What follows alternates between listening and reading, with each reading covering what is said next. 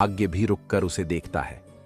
कई बार हमारे मन में सवाल उठता है, जो बुरा करता है वह बच कैसे जाता है? क्या दुनिया में सच में अन्याय बढ़ रहा है?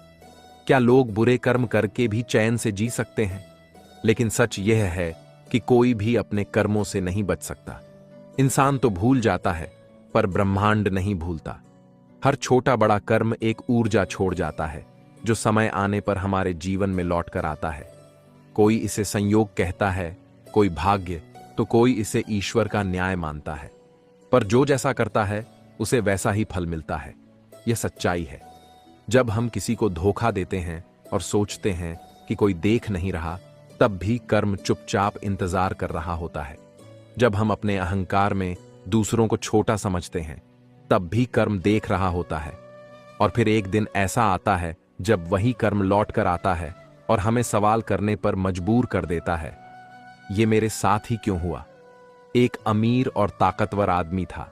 वह अपने धन के घमंड में गरीबों को नीचा दिखाता, झूठ बोलता और दूसरों का शोषण करता। लोग उससे डरते थे, लेकिन एक बूढ़ा संत उसे हमेशा समझाता, बेटा, जैसा बोएगा वैसा ही काटेगा। वह आदमी हंसकर कहता, महाराज, दुनिया ताकत से चलती है, कर्म से नहीं। लेकिन समय ने करवट ली। एक दिन उसी के अपने बेटे ने उसे धोखा दे दिया। उसका सारा धन चला गया और वह अकेला रह गया। तब उसे संत की बात याद आई, कर्म लौटकर जरूर आता है। इसलिए जब कोई तुम्हें धोखा दे तो दुखी मत हो, उसका कर्म उसे ढूंढ ही लेगा। अगर तुम अच्छे कर्म कर रहे हो तो घबराओ मत कि उसका फल नहीं मिलेगा।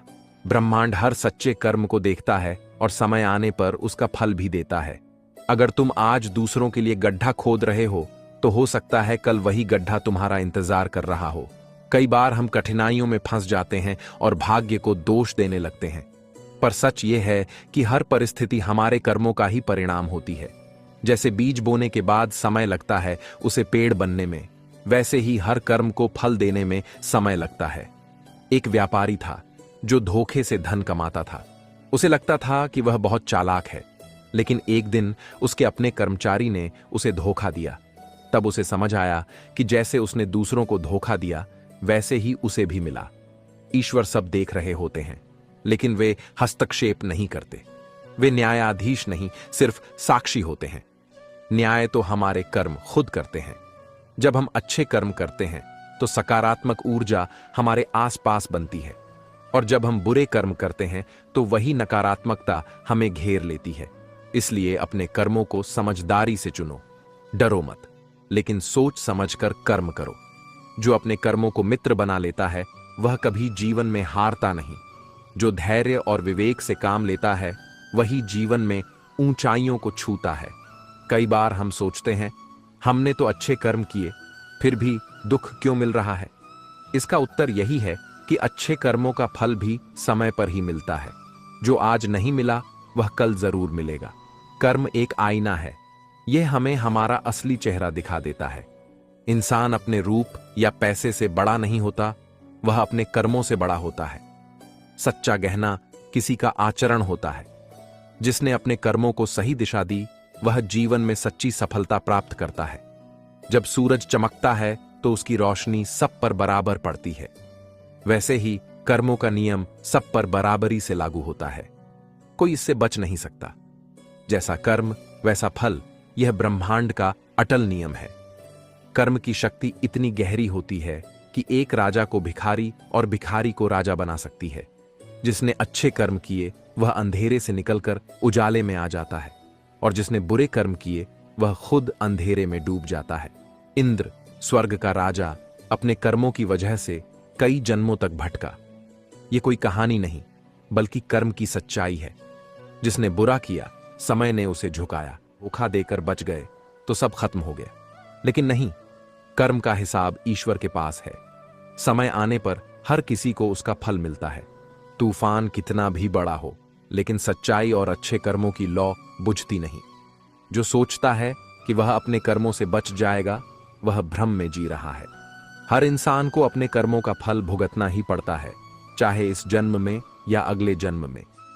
कई बार हम देखते हैं, कोई व्यक्ति जन्म से ही सुखी है और कोई संघर्षों से घिरा है। यह सब हमारे कर्मों का ही परिणाम होता है।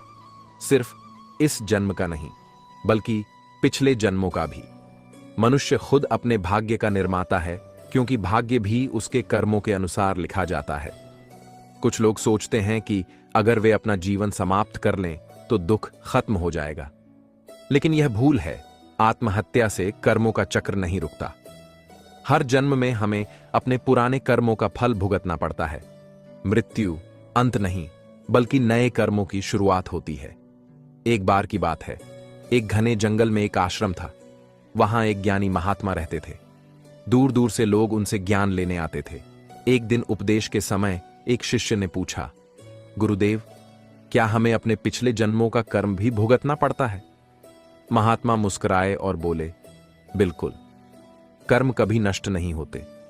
जब तक उनका फल नहीं भोगा जाता, वे हमारे साथ चलते हैं।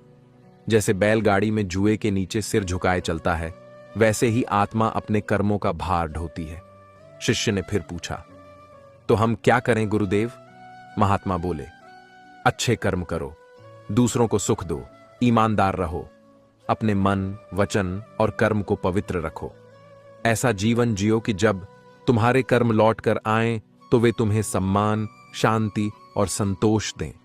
जीवन में हर बात का कारण होता है, और वह कारण हमारे ही कर्म होते हैं। अगर हम आज सच्चाई, परोपकार और सेवा के रास्ते पर चलेंगे तो कल हमारा भविष्य भी उज्जवल होगा। याद रखो, कोई तुम्हारा मूल्य तुम्हारे रूप से नहीं, तुम्हारे कर्मों से आंकता है। और जो व्यक्ति यह समझ लेता है कि जीवन में सच्ची पूंजी सिर्फ कर्म है, वही वास्तव में ज्ञानी है। इसलिए अच्छे कर्म करो, सब्र रखो, भरोसा रखो और हर परिस्थिति में ईश्वर पर श्रद्धा बनाए रखो, क्योंकि जब समय आएगा ब्रह्मांड खुद तुम्हारे पक्ष में झुक जाएगा।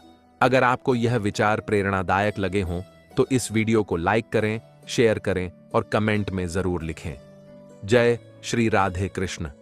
और अगर आपने अभी तक हमारे चैनल को सब्सक्राइब नहीं किया है तो तुरंत कर लें, ताकि ऐसी और भी आध्यात्मिक और प्रेरक कहानियां आप तक समय समय पर पहुंचती रहें। एक दिन एक शिष्य ने अपने गुरु से गंभीर प्रश्न पूछा, पिछले जन्म के कर्मों का फल इस जन्म में भुगतना पड़ता है? क्या अपने साथ कुछ लेकर जाती है? महात्मा मुस्कुराए। उनकी आंखों में करुणा थी। उन्होंने कहा, वत्स, यह प्रश्न केवल तुम्हारा नहीं, हर मनुष्य का है। मृत्यु के बाद आत्मा खाली नहीं जाती। वह अपने साथ कुछ विशेष चीजें लेकर जाती है, जैसे उसके कर्म, संस्कार, इच्छाएं और अधूरे सबक। इन्हीं चीजों के कारण अगले जन्म का निर्माण होता है। शिष्य ने उत्सुक होकर पूछा, गुरुदेव, क्या आप मुझे इसका उदाहरण दे सकते हैं? महात्मा बोले, आज मैं तुम्हें एक कथा सुनाता हूं, ध्यान से सुनो। तुम्हें अपने सभी प्रश्नों के उत्तर मिल जाएंगे। बहुत समय पहले एक नगर में हरि नामक ब्राह्मण रहता था। उसकी पत्नी का नाम राधा था। हरि अत्यंत निर्धन था, लेकिन बहुत मेहनती और ईमानदार था। उसकी सोच साफ थी, धन हाथ का मैल है, इससे मोह नहीं करना चाहिए। हरि और राधा बहुत संतोष से जीवन जीते थे। वे ईश्वर भक्ति में लगे रहते, साधु संतों की सेवा करते और दूसरों की मदद करने में खुशी महसूस करते। समय बीता और हरि की मेहनत रंग लाई। वह अब पहले से अधिक धनवान हो गया, लेकिन जैसे जैसे उसके पास धन आया, वैसे वैसे उसका मन भी बदलने लगा। अब वह रात दिन यही सोचता, और कैसे धन कमाऊं। जहां पहले वह संतों का स्वागत करता था, अब वह उनसे कतराने लगा। पहले जो अतिथि सत्कार में विश्वास करता था, अब वह धन के पीछे भाग रहा था। राधा भी उसी सोच में डूब गई। दोनों को अब धन ही सब कुछ लगने लगा था। एक शाम का समय था। सूर्य की अंतिम किरणें धरती पर पड़ रही थीं। तभी एक वृद्ध साधु हरि के द्वार पर आए। उनके चेहरे पर तेज था और आंखों में शांति। उन्होंने कहा, पुत्र, मैं हरिद्वार जा रहा हूं, रात बिताने को आश्रय चाहिए। हरि के मन में पुराने भाव जागे। उसने नम्रता से कहा, महात्मा जी, आपके चरण मेरे घर आए, यह मेरा सौभाग्य है। राधा से उसने कहा, अच्छा भोजन बनाओ। राधा ने खीर, पूरियां, सब्जी और हलवा बनाया। भोजन की सुगंध पूरे घर में फैल गई। साधु ने भोजन किया और प्रसन्न हुए। फिर उन्होंने हरि से आध्यात्मिक बातें की। जीवन का उद्देश्य, कर्म, मोक्ष और भक्ति पर चर्चा हुई। रात गहराने लगी। चंद्रमा आकाश में चमक रहा था। हरि ने पूछा, महात्मा जी, आपने संन्यास क्यों लिया? साधु मुस्कुराए और बोले, बेटा, जीवन में बहुत धन कमाया, अब सब कुछ बच्चों को दे दिया है। अब मैं भगवान की भक्ति में अपना समय लगाना चाहता हूं। हरि ने पूछा, क्या आपने सब कुछ दे दिया? अपने पास कुछ नहीं रखा?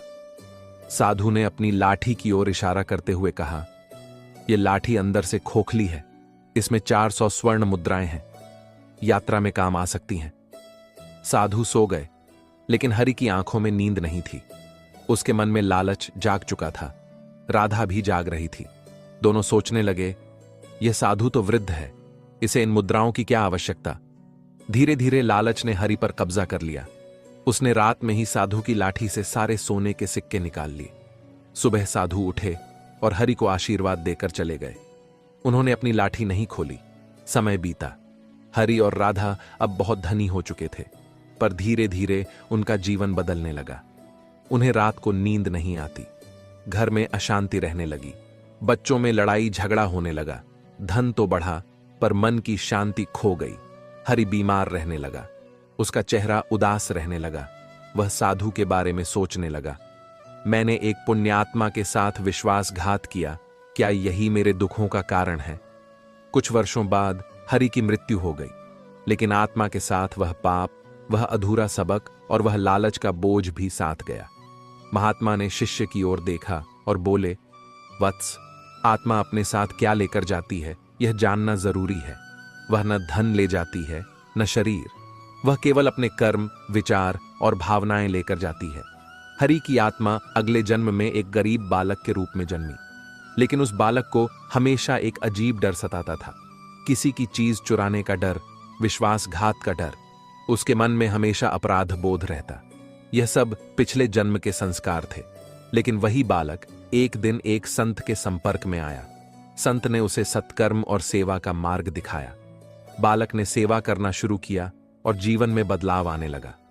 गुरु ने कहा, वत्स, आत्मा केवल पाप नहीं, पुण्य भी लेकर जाती है। जिस तरह हरि ने जीवन के अंत में संत की सेवा की, उसी का फल था कि अगले जन्म में उसे फिर अवसर मिला सुधार का। कर्मों का लेखा जोखा अचूक है। मृत्यु कुछ समाप्त नहीं करती, बल्कि यात्रा का एक नया चरण शुरू करती है। शिष्य गहरे ध्यान में डूब गया। उसे उत्तर मिल चुका था, कर्मों का कर्ज चुकाना पड़ता है। आत्मा वहीं ले जाती है जो उसने किया, सोचा और महसूस किया। गुरु मुस्कुराए और बोले, जीवन में धन जरूरी है, पर उससे भी अधिक जरूरी है धर्म, सेवा और सच्चाई। मृत्यु के बाद सिर्फ यही साथ जाएगा। अंत में बस इतना समझो, जो बोओगे वही काटोगे। इस जन्म के हर कर्म की छाया अगले जन्म तक जाती है। इसलिए हमेशा सच्चाई और सेवा के मार्ग पर चलो। एक गांव में हरि और उसकी पत्नी राधा रहते थे। दोनों साधारण जीवन जीते थे, लेकिन मन के भीतर एक चाह थी, थोड़ा और पाने की, थोड़ा और सुखी बनने की। एक दिन एक वृद्ध महात्मा उनके घर अतिथि बनकर आए। उन्होंने हरि और राधा से कहा, बेटा, मैं तीर्थ यात्रा पर निकला हूं, कुछ दिन तुम्हारे घर ठहरूंगा। हरि और राधा ने उनका स्वागत किया, उन्हें भोजन दिया, सेवा की। महात्मा ने अपनी लाठी एक कोने में रख दी और कहा, इस लाठी को संभाल कर रखना, यह मेरे जीवन की पूंजी है। हरि ने देखा कि वह लाठी साधारण नहीं, भारी थी। राधा ने रात में कहा, क्या इस लाठी में कुछ छिपा है? हरि ने सिर हिलाया, पता नहीं, पर महात्मा की बातों में गहराई है। कुछ दिन बीते। एक शाम महात्मा अपने कक्ष में ध्यान मग्न थे। हरि और राधा की उत्सुकता बढ़ती गई। हरि ने धीरे से लाठी उठाई, उसे हिलाया तो अंदर से खनखनाहट सुनाई दी। राधा बोली, यह तो सिक्कों की आवाज है। हरि ने झिझकते हुए लाठी का ढक्कन खोला। उनकी आंखें आश्चर्य से फैल गईं। उसमें 400 स्वर्ण मुद्राएं थीं। राधा बोली, स्वामी, यह अवसर है। महात्मा बूढ़े हैं, उन्हें इस धन की आवश्यकता नहीं, यह हमारे लिए ईश्वर की कृपा है। हरि का मन डगमगाने लगा। उसने कहा, यह चोरी होगी, यह उचित नहीं है। राधा ने समझाया, महात्मा ने स्वयं ही अपनी संपत्ति हमें दिखाई, यह ईश्वरीय संकेत है। हरि का मन दुविधा में था। अंततः उसने कांपते हाथों से लाठी से स्वर्ण मुद्राएं निकालीं और उनकी जगह पुराने लोहे के सिक्के रख दिए। राधा ने मुद्राएं छुपा दी। रात भर दोनों सो न सके। डर और अपराध बोध उनके चेहरों पर साफ झलक रहा था। अगली सुबह महात्मा उठे, मुस्कुराए और बोले, बेटा, मैं आगे की यात्रा पर निकलता हूं। महात्मा जी, कृपा करके हमारे लिए प्रार्थना करें। हमारे घर कोई संतान नहीं है। महात्मा मुस्कुराए। ईश्वर जाने सुनेंगे या नहीं, पर मैं तुम्हें आशीर्वाद देता हूं। तुम्हारा जीवन सुखमय हो। महात्मा चले गए। हरि और राधा के चेहरे पर हल्की राहत थी, पर मन भीतर से बेचैन था। हरि बोला, क्या हम इस धन से सुखी रह पाएंगे? राधा बोली, अब जब धन हमारे पास है तो जीवन में बहुत कुछ बदल सकता है। लेकिन हरि को मन में संतोष नहीं था। उसे लगता रहा कि एक दिन सच्चाई सामने आ जाएगी। उधर महात्मा हरिद्वार पहुंचे। गंगा का पवित्र जल, शंखनाद, भजन कीर्तन, यह सब देखकर उनका मन भक्ति भाव से भर गया।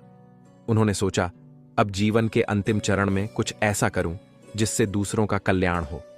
अगली सुबह उन्होंने मंदिर के रसोइयों को बुलाया और कहा, मैं यहां आए तीर्थ यात्रियों के लिए अन्नदान करना चाहता हूं। भोजन, वस्त्र, निवास और सेवा कार्यों के लिए कितना धन लगेगा? रसोइये ने गणना कर बताया, करीब 300 स्वर्ण मुद्राएं लगेंगी। महात्मा मुस्कुराए, मैं इसका प्रबंध करूंगा। उन्होंने लाठी उठाई, लेकिन जब उसे खोलकर देखा तो उनकी आंखों में गहरी निराशा उतर आई। उन्होंने देखा कि भीतर अब स्वर्ण मुद्राएं नहीं थीं, बल्कि पुराने जंग लगे सिक्के रखे थे। महात्मा शांत थे। उन्होंने किसी से कुछ नहीं कहा, आंखें बंद कीं और भगवान से प्रार्थना की, हे प्रभु, जिनके कारण यह सब हुआ उन्हें भी सद्बुद्धि दो। महात्मा ने अपने गहने और वस्त्र गिरवी रखे, धन इकट्ठा किया और अन्नदान का आयोजन करवाया। हजारों यात्रियों को भोजन मिला। संतुष्टि से उनकी आंखें भर आईं। उधर हरि और राधा को संतान हुई। गांव में सबने बधाइयां दी, परंतु वह संतान जन्म से ही बीमार थी। हरि की कमाई उस बीमारी के इलाज में खर्च होने लगी। राधा दिन रात मंदिरों में जाकर प्रार्थना करती रही, लेकिन स्थिति सुधरती नहीं थी। धीरे धीरे वह संतान भी नहीं रही। हरि और राधा टूट गए। हरि ने एक दिन राधा से कहा, क्या यह उस पाप की सजा है जो हमने महात्मा के साथ किया था? राधा की आंखों में आंसू थे। शायद हमने उस धन को अपना भाग्य समझा था, पर वह तो किसी के पुण्य कार्य के लिए था। उस दिन दोनों गहरे पश्चाताप में डूबे रहे। अंततः दोनों ने निश्चय किया, अब जीवन सेवा में लगाएंगे। उन्होंने वह स्वर्ण मुद्राएं लेकर हरिद्वार की ओर प्रस्थान किया। जब वे पहुंचे तो वहां एक बड़ा अन्नदान भंडारा चल रहा था। हजारों लोग प्रसाद पा रहे थे। महात्मा वहीं बैठे थे। उनकी आंखें बंद थीं, पर चेहरा तेज से दमक रहा था। हरि और राधा ने उनके चरणों में स्वर्ण मुद्राएं रख दीं और रोते हुए बोले, हमसे पाप हुआ, क्षमा करें, यह धन आपके ही है। महात्मा ने आंखें खोलीं और शांति से बोले, धन का महत्व नहीं, तुम्हारे प्रायश्चित का महत्व है। ईश्वर ने तुम्हें सही मार्ग दिखा दिया, यही उसका वरदान है। हरि और राधा ने वहीं रहने का निर्णय किया। सेवा में जीवन बिताने लगे। उनके मन का बोझ हल्का हो गया। अब वे न सुख की लालसा रखते थे, न किसी और की संपत्ति का मोह। उन्होंने सीखा, जो धन छल से आता है वह सदा दुख देता है, और जो सेवा से आता है वह जीवन को सार्थक बनाता है। जीवन के अंतिम समय में महात्मा के मन में एक ही विचार बार बार आ रहा था, अब जब जीवन का अंत निकट है तो क्यों न ऐसा कुछ करूं जिससे ज्यादा से ज्यादा लोगों। हाँ दोस्तों, हमारे चैनल को सपोर्ट कीजिए और हमारे चैनल को सब्सक्राइब कर दीजिए। बेल आइकन को प्रेस करना बिल्कुल भी नहीं भूलिए। दोस्तों हम बहुत मेहनत से वीडियो बना रहे हैं। आप हमारे चैनल को आगे लेके जाइए। दोस्तों हम आप लोगों के लिए मेहनत करते रहेंगे। दोस्तों प्लीज़ दोस्तों, आप हमारे चैनल को लाइक, एक वीडियो को चैनल को एक सब्सक्राइब, वीडियो को एक लाइक करना बिल्कुल भी नहीं भूलिएगा। दोस्तों बहुत मेहनत से हम वीडियो बना रहे हैं। दोस्तों आप लोगों के लिए ऐसे ही वीडियो हम लेकर आते रहेंगे। दोस्तों आप हमारे चैनल को सब्सक्राइब करते रहिए। दोस्तों देखिए दोस्तों, हमारे पास टाइम तो नहीं है, मगर फिर भी हम टाइम निकाल कर आप लोग के लिए वीडियो बना रहे हैं। दोस्तों बहुत लंबी और ऐसे ही अच्छी वीडियो हम लेकर आते रहेंगे आप लोगों के लिए। दोस्तों मोटिवेशनल वीडियो लेकर आते रहेंगे। दोस्तों भगवत गीता के अनमोल वचन हम आप लोगों के लिए लेकर आते रहेंगे। दोस्तों उससे पहले आप हमारे चैनल को ज़्यादा से ज़्यादा शेयर कीजिए। वीडियो को लाइक और सब्सक्राइब करना बिल्कुल भी नहीं भूलिए। दोस्तों इसमें बहुत मेहनत लग रहा है वीडियो को बनाने में। दोस्तों